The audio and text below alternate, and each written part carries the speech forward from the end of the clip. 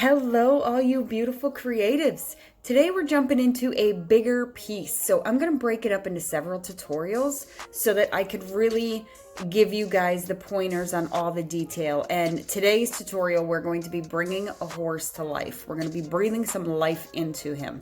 On this particular piece, you can see I laid out the sketch with tracing paper because I'm using basswood here, and it's an extremely soft wood which burns like butter. Wonderful for burning, but for drawing and sketching out, I didn't want to indent the wood so much as I'm drawing and erasing to get the right proportions and then have to resand the wood. So it was easier for me with this particular piece to just sketch it out on a piece of paper and lay the stencil on it. So jumping right in here, I'm using the universal tip and I'm set at about 4.5. I was kind of playing with the temperatures in the very beginning because it's my first time burning on some basswood.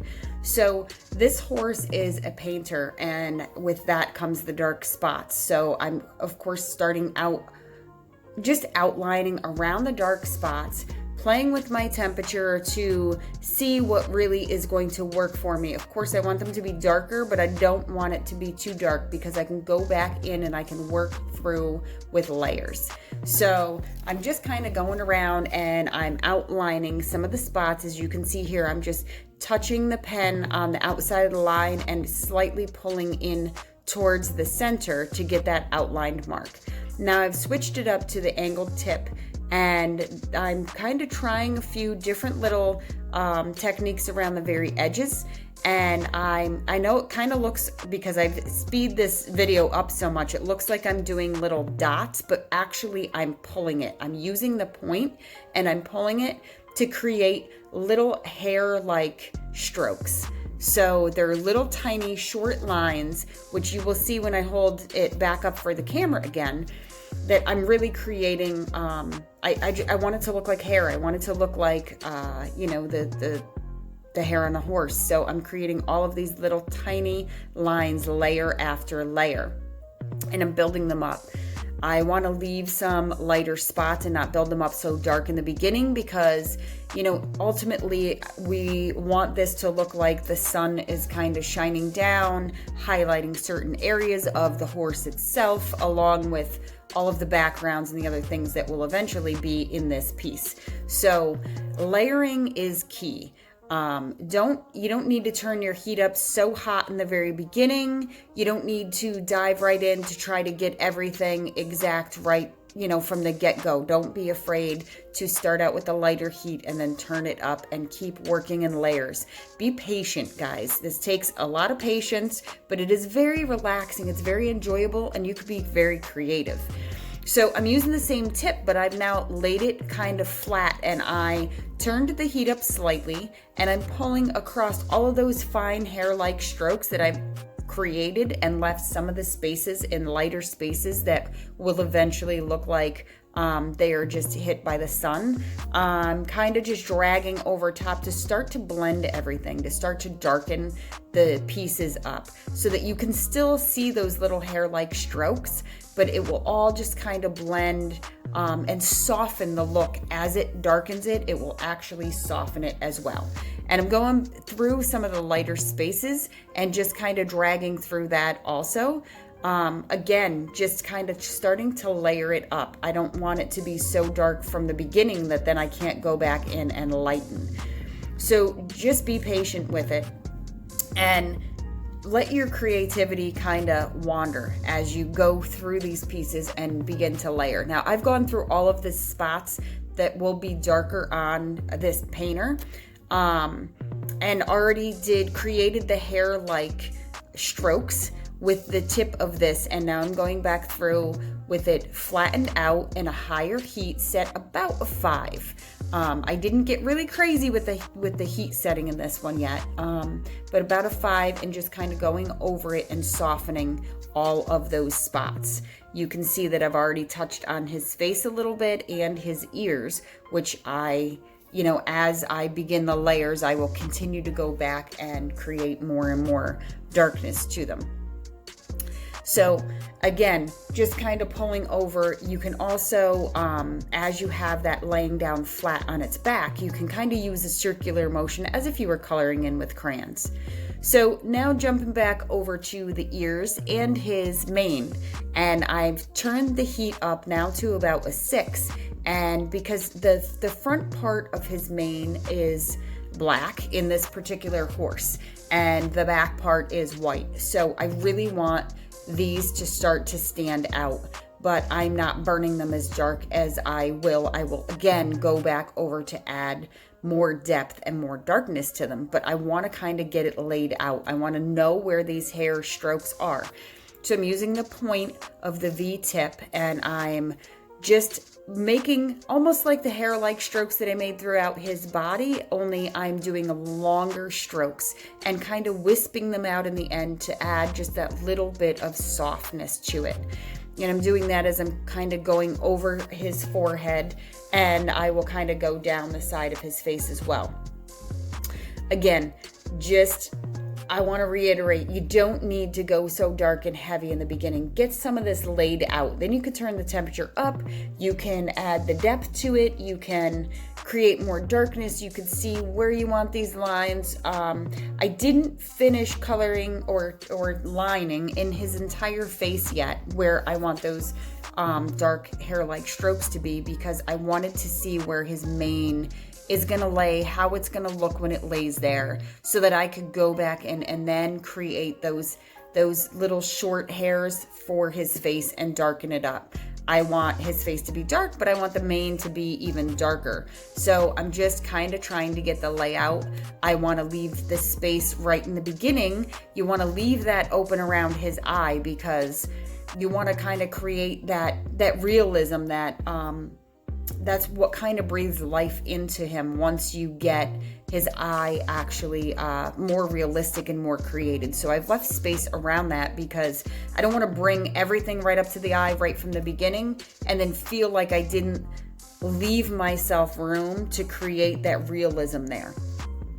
So I'm just going through his main area, and I'm leaving some spaces where there's going to be some highlight that can shine through, and creating the lines that I'm going to want to be much darker in the end as I go through this creation.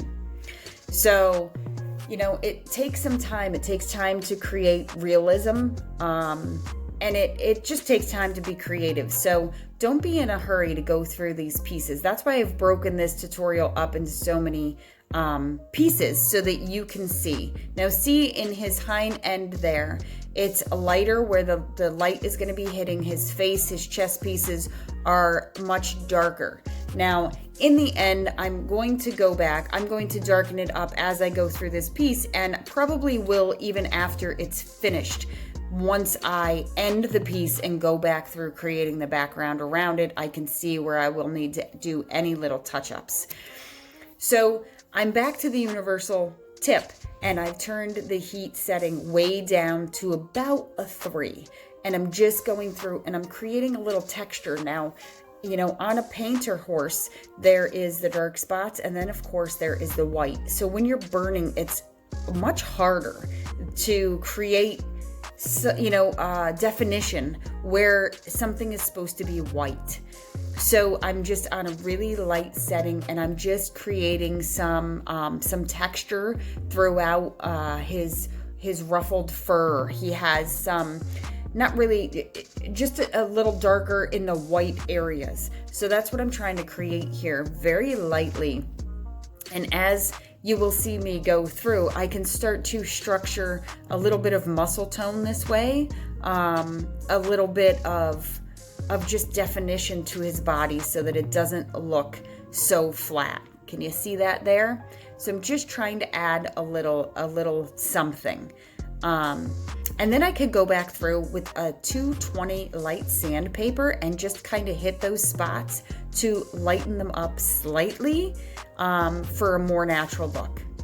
Okay, so I'm going to jump right into working around his eye now.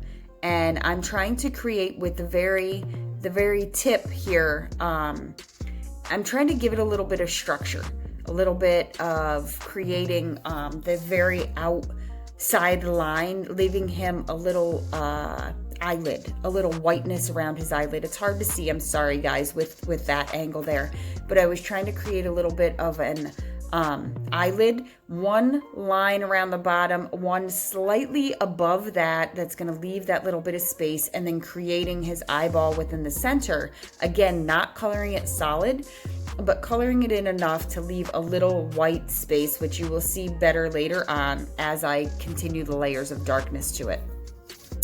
And that really helps to start make him come to life. So I'm jumping back into his mane, and I'm just adding a little more depth. I've turned the heat up slightly, and I'm just going back over and I'm layering, and I'm holding the pen a little bit longer on each stroke of his mane while I continue to do that. And with his eye kind of already now in there, I can go back through and I can start to color in the darkness of his face with those little tiny hair-like strokes that I'm creating with the tip of this pen. And I'm just kind of starting to fill in around all of that.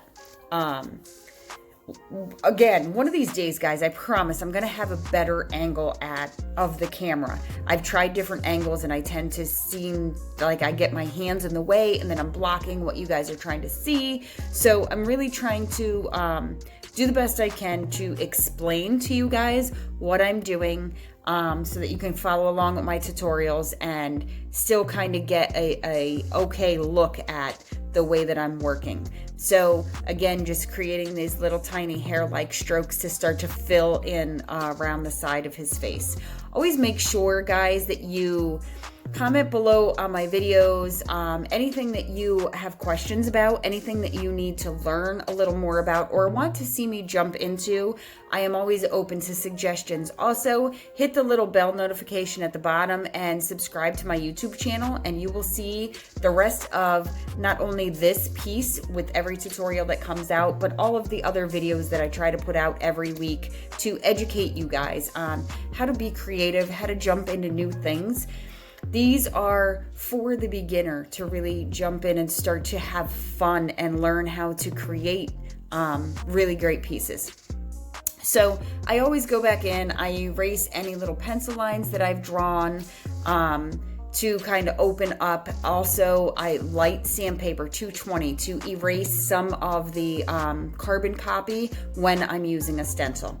So I'm just going through his leg area and just creating a little bit of softness to give him some definition on a little bit of muscle tone, a little bit of an area where he's a little bit, like, it's still the white spots of him, but he's a little bit darker, he's a little bit ruffled.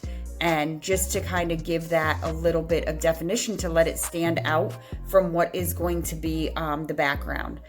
And his tail is also white, so with a few little strokes through that, I'm able to add, on a very light setting, a number 3, I'm able to add just a little bit of tone to let it stand out, to show that it's actually his tail, so that you kind of know what it is you're looking at.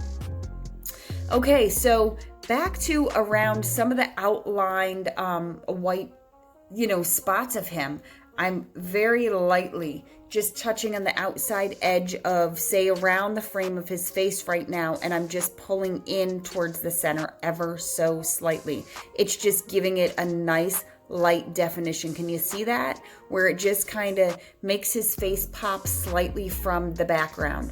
Once I create the background and have so much darkness to it, you're gonna see how much he pops more. But I just really wanted to give you guys the step-by-step on how to start to bring him to life and really create a horse to bring a little more realism into it. So I'm going through his back, I'm going to go down around his legs and just doing the same thing, touching the outside line with like a number 3 and pulling in just to really create the outside effect around him. So there you go, guys. There's I'm not going to say the final piece, but this is where I'm going to end it for today. You can see how he has structure, how he has some definition and some muscle tone to him. You could see how his back end has some lightness through it, which once my background is done, I will go back in and fill where I need the darkness. But you can see how his eye, his nose has brought him to life.